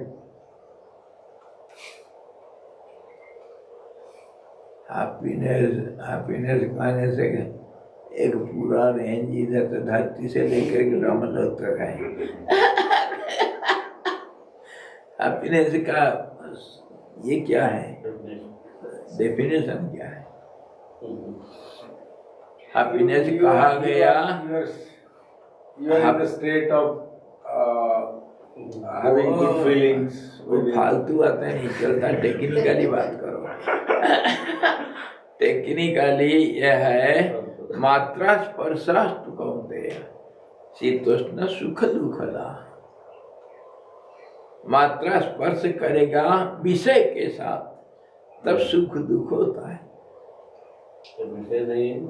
विषय नहीं और कांटेक्ट नहीं तो सुख दुख नहीं है। तो स्वामी जी, आनंद और सुख में क्या अंतर है जो सच्चिदानंद में? आनंद में जो सुख का सीमा है, चरम सीमा, सुख का जो चरम सीमा है जिसको होराइजन कहते हैं, उसके बाद क्या होगा? जैसे हम भावनाओं का जहाँ सब गया अवशेष, तो सुखों का अवशेष उसको आनंद कहते हैं, न्यूट्रल जोन। समझे ना, सुख है ना दुख है। सुख होने से दुख होगा, लेकिन आनंद में निरंतरता है, उसमें कोई परिवर्तन नहीं होगा। होराइजन के बाद कोई दो देखते हो क्या? ऐसे ही समझा आनंद को, जैसे भी होगा। अब ये तीन बुद्धि और उसके ये ना तीनों ना सच है ना झूठ है, ना बीच बीच का कुछ नहीं बोल सकते इसके ऊपर। बंध बुद्धि है, मुख्य बुद्धि तभी आएगी, और उसके बीच में दो होने से बीच में तो जगत बुद्धि, जगत एक शंका का नाम, परिवर्तन का नाम, संबंध का नाम। तो जगत ये तो ना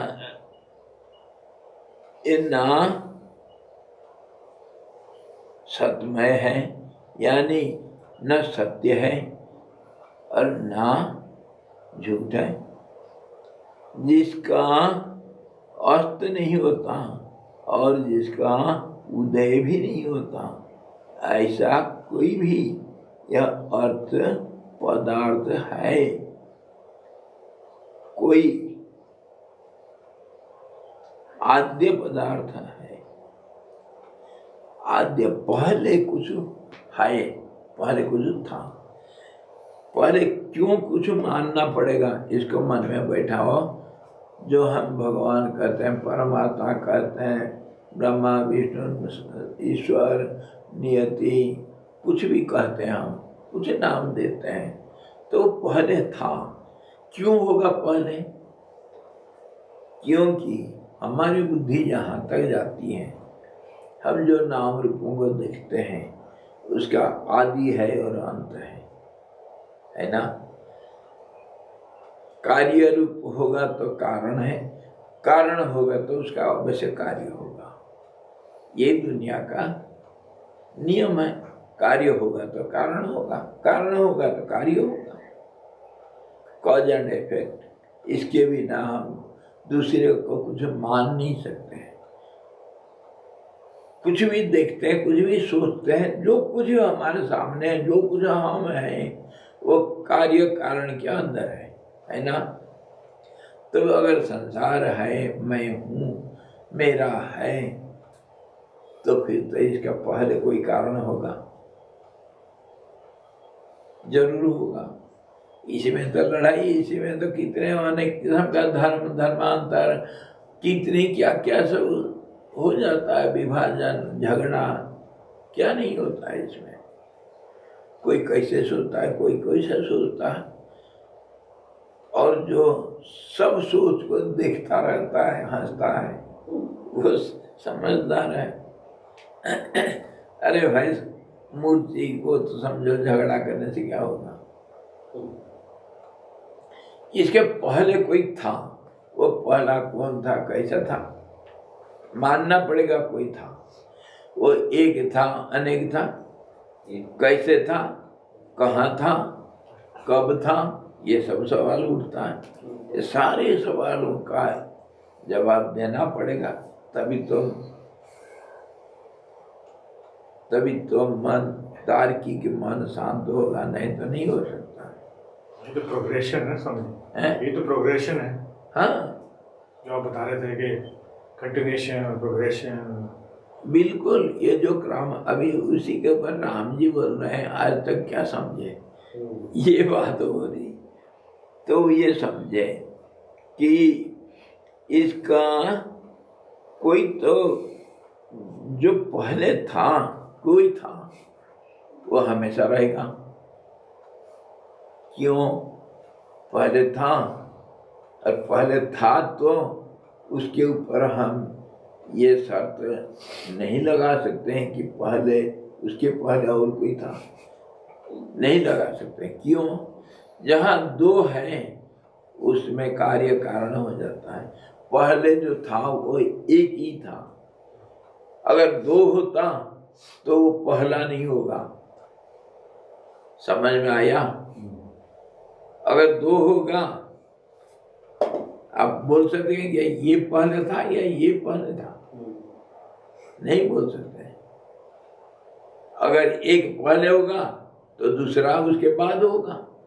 इसलिए पहला और बाद में क्या सवाल आता है। जब पहले कोई था तो फिर वो एक होगा। तर्क, अगर एक होगा तो फिर वो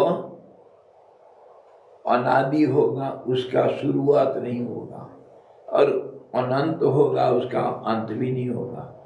अगर आदि अंत होगा तो बीच में कहीं खंडित हो जाएगा, वो अखंड होगा, तो फिर उसको एक ही कहना पड़ेगा। तभी उसको कहा गया अद्वैत। दूसरा नहीं होगा उसके साथ। दूसरा हो गया तो फिर बड़ा छोटा द्वंद्व सब हो जाता है। इसलिए पहला और बाद का सवाल आता है। इसलिए अगर पहला कोई था तो वही एक ही होगा, वो है ना? या इसके ऊपर और कोई तर्क है? मानना पड़ेगा, तो मानना पड़ेगा, और कोई चांस ही नहीं, और कोई चॉइस ही नहीं। और कोई चॉइस नहीं। पहले अगर कोई था, मानना ही पड़ेगा पहले कोई था, नहीं तो हम आए कहाँ से। तो पहला अगर कोई था तो फिर वो एक ही होगा, जिसमें उदय अस्त मतलब आदि अंत नहीं होगा। अनादि और अनंत होना पड़ेगा उसको। जबरदस्ती भगवान चाहे हो ना हो, हम उसको ऐसे ही करेंगे, उसको मना करके छोड़ेंगे। तुम जाओगे कहाँ, हमारे अधीन हो। हमको जो बुद्धि दिया ना इतना, इसमें तुमको हम मान देंगे। अच्छा, जिसका अस्त नहीं होता और जिसका उदय भी नहीं होता, ऐसा कोई भी यह आद्य पदार्थ है पहला जो होगा, यह मैंने जाना। राम जी विचार करते हैं ना, और वही तो हमको विचार सिखा रहे हैं, कैसे सोचना, कैसे सोचना। जैसे हम तर्क करते हैं ना, मन में ऐसे ही विचार करते रहना चाहिए। कोई तो जरूर होगा, नहीं होगा कोई नहीं बोल सकता है कि नहीं होगा। नहीं होगा तो तू आया कहाँ से? मेरा बाप नहीं, ऐसा बोल दोगे? मेरा बाप ने, मेरा माँ ने, ऐसा बोल सकते हो क्या? हाँ बोलते हैं उसको। उसको बोलते हैं। वो अजन्मा है। शक्ति को भी ऐसे ही बोलते हैं, अनादि अनंता। वो जब सोचो वो दिखता है, जब भूल जाओ तो गायब। ये तो है, वो इसीलिए तो अनिर्वचनीय है, कुछ सोच नहीं। अचिंत्य रूप चरित्र है भगवती, तेरे चरित्र अचिंत्य है, हम सोच नहीं सकते। तो कैसे सोच लिए देवता लोग इकट्ठे हो करके तो एक ज्योतिषपुंज दिखाई दिया और उसी में एक रूप दिखाई दिया। बोलो क्या चाहते हो? हम ऐसा परेशान है, चलो ठीक है मैं कर दूंगा, ठीक है। और वो समष्टि रूप समझो, तभी तो सब देवता लोग सब अपना अपना शक्ति से अंश दान करके फिर एक पूंजीभूत एक शक्ति को तैयार किए। जैसे भी वो आद्य पदार्थ है, इसको मानना पड़ेगा, वो सबका साक्षी है। बाद में जो आए तो फिर उसको देखने वाला बनेगा। इसमें भी हम तर्क कर सकते हैं। राम जी तो बोल दिए पहले कोई था, ये हम मानते हैं और दिन से मानते हैं, जो इस प्रकार होगा जिसका आदि नहीं अंत नहीं, या आदि अंत नहीं है, तो फिर मेरा बाप वही है करके कैसा बोल दोगे तुम? कैसे बोल दोगे? मेरा तो आदि अंत है? तर्क ये कह रहा है। तर्क क्या कह रहा है सुनो, कोई बच्चा भी बोल देगा। और बुद्धिमान लोगों के लिए कौन सी बड़ी बात?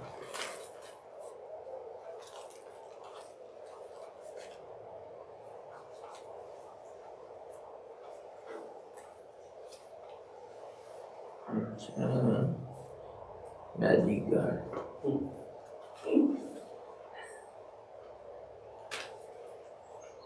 चलो इसी से देख लो।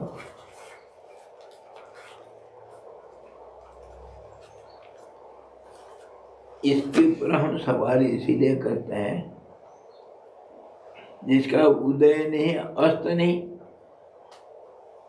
अच्छा ठीक है, इसीलिए यह सर्व साक्षी रूप बुद्धि ही विषयों का परिमार्जन करने पर,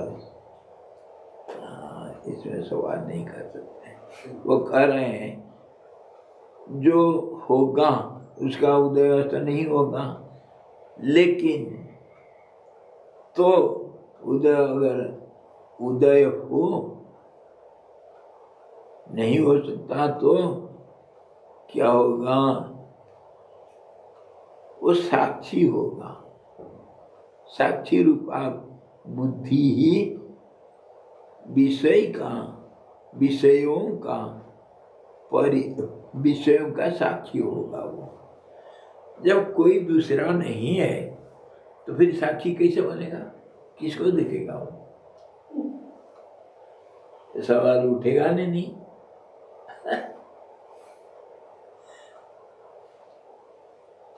और उसका आंख कहां से आएगा वो साक्षी बनेगा?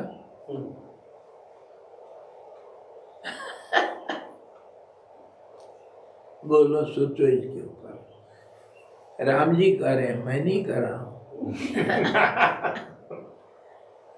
अगर पहले कोई था जिसका उदय आता नहीं है तो फिर वो सबका साक्षी बनेगा। सबका साक्षी मतलब बोलो सब फिर कहाँ से आए?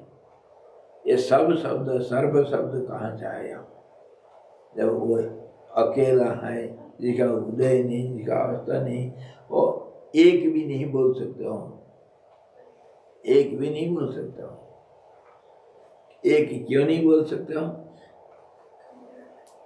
इसको एक नहीं बोल सकते। क्यों?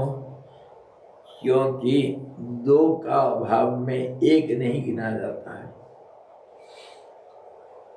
इसको एक गिन रहे हो मतलब कहीं तुम्हारा संभावना है दो का, तभी तो तुम एक को एक बोलते हो। कहीं ना कहीं तुम्हारा दो का कहीं कुछ होगा, जोड़ तोड़ रास्ते रिश्ता नाता कुछ होगा, तभी तो इसको एक बोलते हो। तुम अकेले कहीं बैठे हो तो क्या गिनती करते हो? मैं एक हूँ, मैं एक हूँ गिनती करते हो क्या? इसीलिए एक तभी होता है। अरे तुम कितने हो? मैं अकेला हूँ, तभी अकेला हूँ। नहीं तो जब कोई पूछा दो होने से तब अकेले हो। इसी प्रकार जो साक्षी बनेगा, साक्षी का कोई अर्थ कैसा क्या निकालोगे? साक्षी अपना, वो साक्षी पना आंख से देखना नहीं होता है, उसको अनुभव करना। आप हो तो आप जानते हो, है? वो साक्षी पना को समझो, अनुभव अपना। मैं हूँ, ये हूँ का तो कोई मना नहीं कर सकता। जो कहेगा जो है वो हूँ कहेगा, मानेगा। समझे? आप हो वो आप जानते हो, बोलने से फिर तो वो गड़बड़ी हो गया, परंतु सब जानते मैं हूँ, जानते हैं। ये जो जानकारी, ये अनुभव को कहा गया, जो अनएक्सप्रेस्ड, जो प्रकट नहीं हुआ, अप्रकट, जो अदृश्य। इसीलिए तो परमात्मा अदृश्य है। तो अनुभव भी तो द्वैत है ना। अनुभव को जो प्रकाश करोगे तभी द्वैत होगा। जब प्रकाश नहीं करोगे तो द्वैत नहीं है। तो वो है में कोई द्वैत नहीं हो सकता। क्योंकि हमारे अनुभव में तो हर समय अनुभव को जब प्रकाश करते हो, मेरा अनुभव कह रहे हो, तो वो द्वैत हो गया। इसी के ऊपर तो राम जी भी सवाल किए थे, जो तुम बोल रहे हो उसको सच बोल रहे हो या झूठ बोल रहे हो? बोलने के से तो सब गड़बड़ी हो गया। शांत जो है उसको कैसा क्या बोलोगे? आसमान शांत है, आसमान में कोई आवाज नहीं, उसको कैसा बोलोगे? शांति को किस प्रकार बोलोगे? बोलोगे तो डिस्टर्बेंस आ गया, इसलिए उसको बोला नहीं जाता है। मैं यही कहा कि वो जो इससे अगर ये कागज है ना, ये है कागज का टुकड़ा, इससे मैं अगर एक टुकड़ा निकालूंगा तो इसको क्या कहोगे आप? ये मिट्टी बनेगा, पत्थर बनेगा, लोहा बनेगा, सोना बनेगा, क्या बनेगा? ये इसको क्या नाम दे सकता हो? कागज। कागज नहीं, कागज से निकला, अब कागज है। लेकिन ये था कागज और है कागज, लेकिन ये कागज इसका साक्षी बन गया। एक में दो, एक का दो जो एक दूसरे का साक्षी बन गया, लेकिन अलग नहीं, अद्वैत है। अब समझ में आया है? ये अलग नहीं है। और इसको तो ये तो मैजिक देखते हैं हम हमेशा, लेकिन अपने शरीर में कि जहाँ भी आपको कहीं उदाहरण नहीं मिलेगा, अपना शरीर में मिल जाएगा उदाहरण। मैं मुझे देख रहा हूँ अभी 37 कब नोस्ट्राडाम कब कहाँ सारा प्रलय हो जाएगा, मानव समाज 29, हाँ 29 में सब मरेंगे, मानव समाज अंत हो जाएगा। मेरा तो इतना है, मेरे को तो 120 साल बचना है, मैं थोड़ी मरूंगा। आप भी नहीं मरेंगे, आपका देखा था मैं। मैं हाँ, हम दोनों नहीं मरेंगे और सब मरेंगे। जब मैं अगर मुझे देखता हूँ तो ये द्वैत है या अद्वैत है, बताओ? अच्छा, मेरा पना आ जाएगा तो नहीं, मेरा अपना आ गया, ठीक है, होश है मुझे। मेरा है, मान लिया मेरा, परंतु मेरे अंदर अलग नहीं। यही तो है परमात्मा। परमात्मा अपने को देख रहा है। जैसे सुबह उठ कर क्या आप अपना मुंह देखते हो, वो आपका प्रतिबिंब जो दिखते हो वो क्या आपसे अलग है या आप ही हो? आप ही हो क्या दर्पण के अंदर? और आपसे वो अलग है क्या? इसीलिए इसी को कहते हैं अनिर्वचनीय। अपने आप को देखना और चुप रहना, इसको साक्षी बना भी कहते हैं। हम कितने बार विचार किए हैं, जैसे गाढ़ नींद से हम उठते हैं तो पहला साक्षी तुम अपना बनते हो। सेकंड का हजारवां हिस्सा में वो जो अनुभव सुप्त था, वो अनुभव जागृत होता है कि मैं मतलब शरीर का भान हो जाता है। शरीर उतना समय में सारा शरीर में वो भावना मैं के रूप में फैल जाता है। मैं कौन हूँ? शरीर, मैं अमुक हूँ। मेरा शरीर क्या मेरे से अलग है? मेरा शरीर मेरे में है, मेरा हाथ मेरे में है।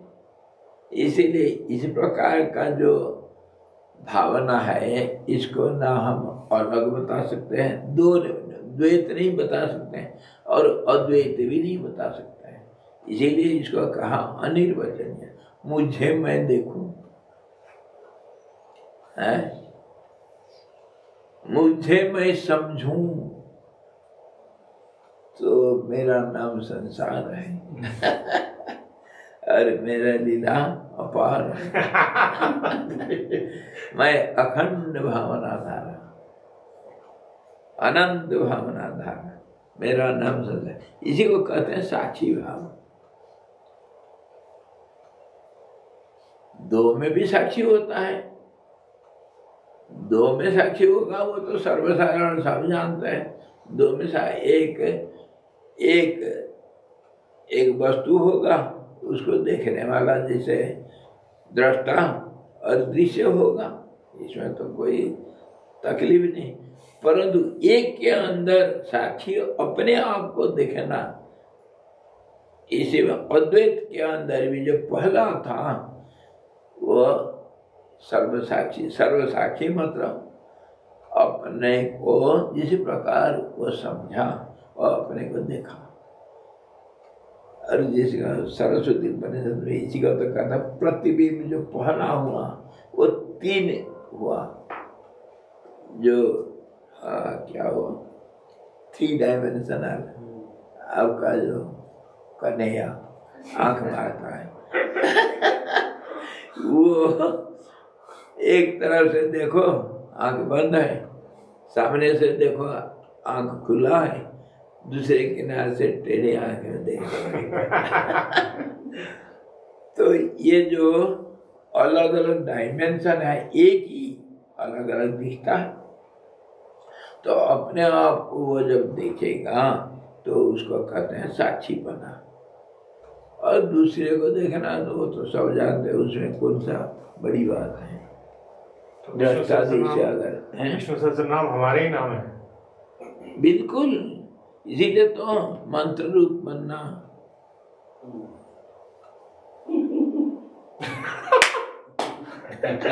मैं हूँ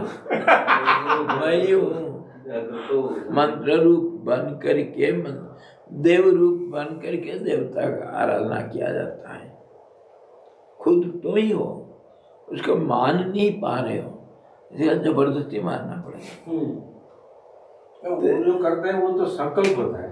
संकल्प नहीं, अच्छा, संकल्प। वो भावना करना है, वही तो संकल्प। हाँ। मैं मंत्र रूप हूँ। अच्छा अच्छा। हाँ जी। और वह दृढ़ हो जाएगा, खुद तुम्हारे भावना वो मंत्र देवता बन के तुम्हारे अंदर जो है सामने प्रकट हो जाएगा। विश्वम दर्पण दृश्यमान नगरी, जो अंदर है वो बाहर ही दिखेगा। उसको कहते हैं भगवत दर्शन, इष्ट देवता का दर्शन, उसी को तो कहते हैं। भावना ही एक साकार होना।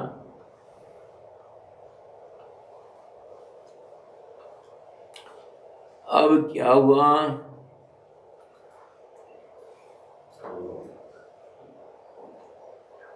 अरे टाइम हो चुका है। इसलिए ये सर्व साक्षी रूपा बुद्धि ही विषयों का परिमार्जन करने पर कोई भी वाणी एवं मन से अगम्य आद्य जो ब्रह्म, यही आपने तात्पर्य वृत्ति से उपदेश दिया है। और यह मैंने अच्छी तरह समझ भी किया है कि तब क्या अब उपदेश से विरत हो जाऊं। मैं तो समझ गया, तो फिर क्या, और उपदेश की जरूरत नहीं। समझ गया तो फिर क्या। 10th पास करके अभी बच्चे घूम रहे हैं, फिर 10th में एडमिशन ले लेंगे क्या। बहुत अच्छा लगता है 10th में, हाँ, खेलने में भी और सब पुरस्कार भी मिलता है और खाना पीना भी, कहीं घूमने के लिए जाने के लिए। कॉलेज में जाने से वो नहीं होता है। 10th में फिर एडमिशन तेरी के। क्या मैं चुप हो जाऊं? तो भगवान इस विषय में आप फिर मुझको उपदेश दीजिए, क्योंकि अमृत सुन रहे मुझको अभी तृप्त नहीं हो रही। जैसे हम भोजन करते वक्त एक ग्रास में तृप्त नहीं होते हैं, जब तक पूर्ण तृप्ति नहीं होता है तब तक ग्रास के ऊपर दूसरा ग्रास, तीसरा खाते रहते हैं। तो ऐसे ही है, तो भोजन कर रहे हो, ऐसे ही बारंबार सुन करके जब आँख कान बंद, अपने आप बंद नहीं हो गया, चुप नहीं हो गया, तब तक सुनते जाओ। इसीलिए राम जी कहते हैं, जो आप आद्य वस्तु कहे थे ना, जिसका उदय अस्त नहीं है और जिसको ब्रह्म करके बोला गया, उसका तात्पर्य वृत्ति से उपदेश दिया है आप, तात्पर्य वृत्ति से। और जो साक्षी स्वरूप बुद्धि ही विषयों का परिमार्जन करने पर बुद्धि ही विषय बनता है। उसको जब परिमार्जन करना मतलब घिस करके मैला को निकाल के शुद्ध पवित्र चीज को रखा, परिमार्जन शोधन इसी को कहते हैं।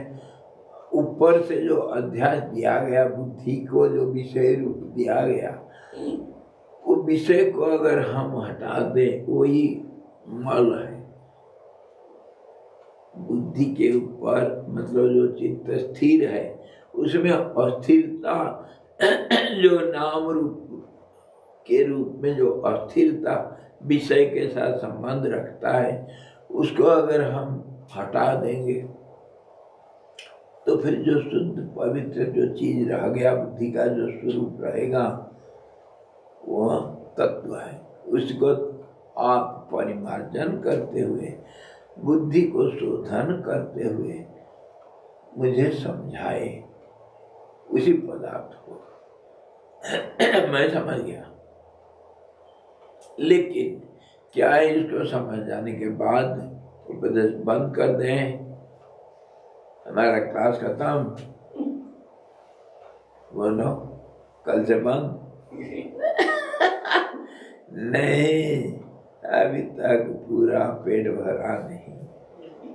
अमृत रूप वाणी का श्रवण करते हुए मेरे को अभी तृप्ति नहीं हुई, इसीलिए फिर से बोलो, उसी कहानी को फिर बोलो ताकि कभी मुझे आनंद आ रहा है। जो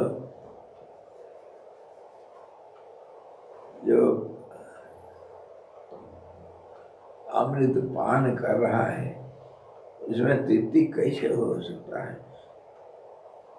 इसीलिए जब तक हो सकता है तब तक बोलते जाओ, मैं सुनूंगा दोबारा। मतलब ब्रह्मा का रूप बतलाओ। पहले ब्रह्मा का रूप बतलाया था वशिष्ठ जी, कैसे बतलाए कि वो किस रूप से था, तभी तो ये शब्दों को हम लाए। पूर्ण रूप से था, आदि में था, जिसको उदय अस्त्र नहीं, और स्थिर रूप से था, और बाकी फिर कैसे वो ज्ञान रूप से था, जिसको ब्रह्मा कहे हम, जो केंद्रीय भूत नाम रूप रस पंच तन्मात्रा इत्यादि सब का एक केंद्रीय भूत एक ज्ञान रूप में इस प्रकार वो था, जिसमें ज्ञान भरा हुआ है। उसको उपदेश देने का कोई जरूरत नहीं, वो ज्ञान स्वरूप है। इसे उस प्रकार ब्रह्मा का रूप बना किए थे और समझ गए थे, और लेकिन फिर उसको भाषांतर में, रूपांतर में, तर्कांतर में अलग अलग तर्क, अलग अलग उदाहरण, अलग अलग रूप से मजा आता है। फिर मजा देंगे।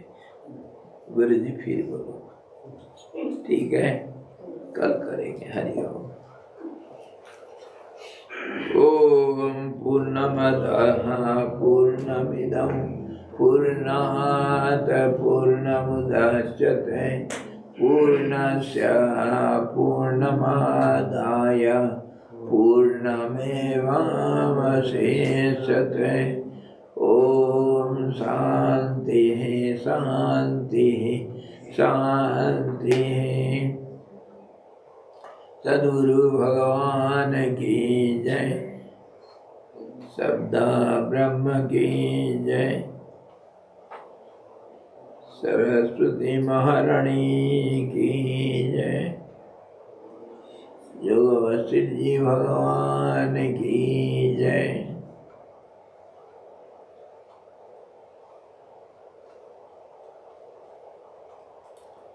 हरि ओम।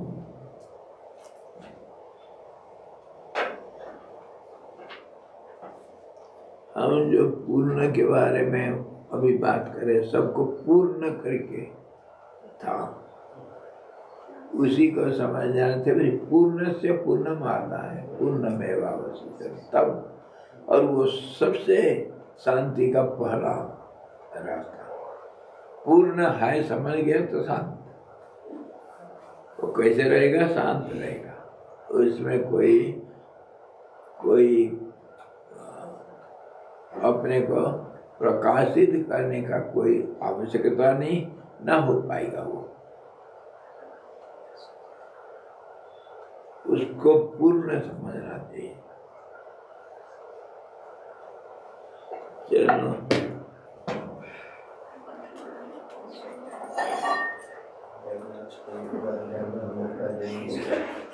आज हम आगे नहीं बढ़े, ये रिवीजन की है, रिकैप। आज तक जो बात है, राम जी होमवर्क नहीं किए, हम किए। तो कोई तो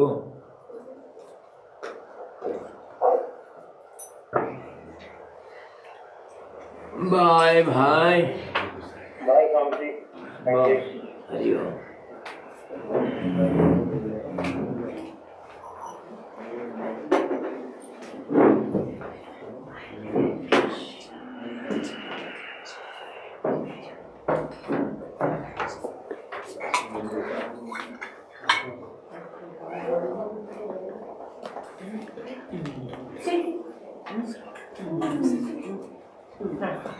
ठीक हो गया।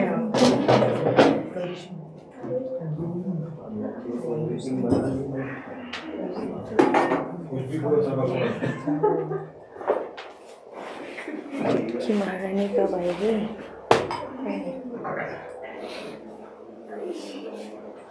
देखिए मैं अच्छा चला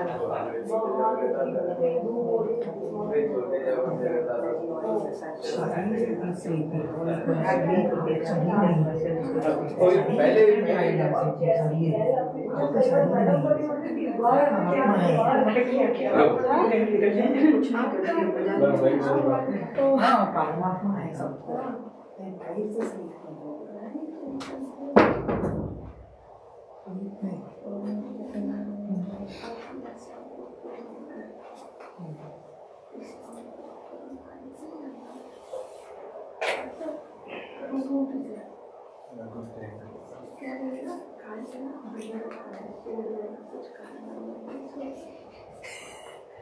शांति शांति सो जाओ, शांति है। थोड़ा डिसाइड किया वो फाइनल कंक्लूजन दीदी ने दे दिया, मन लगा करके सो जाओ, शांति हो जाएगी। पेट भर सन कोई जाएगा। डिसाइड है सन नहीं सेम आप इधर है कोई डिसाइड है इधर वर्ल्ड है दुनिया है सेम है डिसाइड है आपका आना जाना this is not a desire this is need not a desire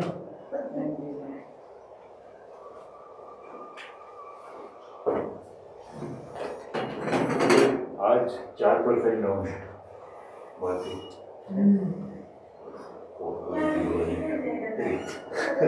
आज हो सक जाएंगे लोग का बने कपड़ा आज मंडे है ना, शाम तक देखना कितना होगा यूएस का। यूएस का चाइना 8% डाउन। ये यूएस क्या कर रहा है ट्रम्प ने कुछ ही हे भगवान, अपना पीएनएल तो देखना ही नहीं चाहिए डिप्रेशन। अपना पीएनएल नहीं देखना चाहिए जो विराज बाहर का मार्केट हालत है। विराज निराश हो जाओ निराशा। you are watching money don't come you asking pain happiness not a pain say you watching money not coming